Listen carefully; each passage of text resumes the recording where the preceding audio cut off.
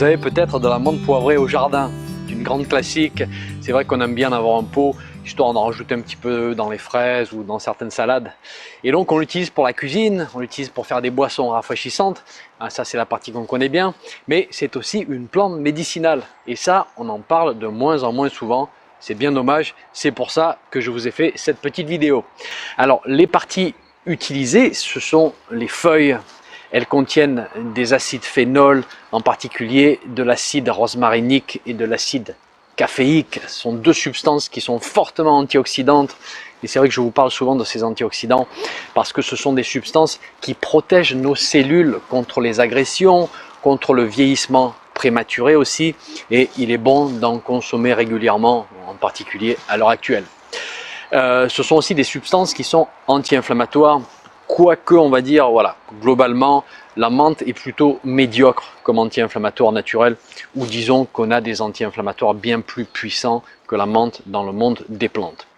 Alors les feuilles contiennent aussi des flavonoïdes qui sont aussi protecteurs de nos cellules, et bien évidemment les feuilles contiennent de nombreuses substances aromatiques et volatiles de type menthol, menthone, pulégone, piperitone, etc., etc. Bref, une grande richesse aromatique qui lui donne bien sûr son goût rafraîchissant caractéristique et qu'on connaît bien. Ce qui m'intéresse ici, c'est de vous faire redécouvrir l'utilisation de la plante non transformée, c'est-à-dire la plante vivante. On parle maintenant des propriétés. On commence par le système digestif. Alors là, deux propriétés à retenir. D'abord, la menthe est fortement antispasmodique des muscles lisses. Alors les muscles lisses, c'est quoi exactement? Eh bien, ce sont tous les muscles qui tapissent votre tube digestif et qui lui permettent de se contracter, de malaxer et de faire avancer les aliments dans le tube. Et bien sûr, vous savez ce qui se passe lorsque vous avez fait un petit peu trop travailler ces muscles, c'est la crampe.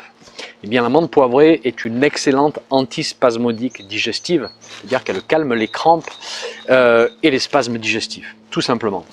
En plus, elle est carminative, c'est-à-dire qu'elle permet de réduire la production de gaz et elle soulage les ballonnements.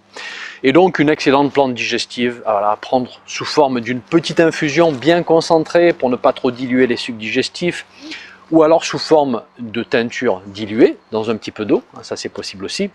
C'est une très bonne plante pour les personnes qui souffrent de colopathie fonctionnelle, une condition qu'on appelle aussi le syndrome de l'intestin irritable. Et là, on peut prendre une infusion avant le repas pour relaxer le système digestif et aussi après le repas pour faciliter un petit peu cette histoire de spasme et de ballonnement.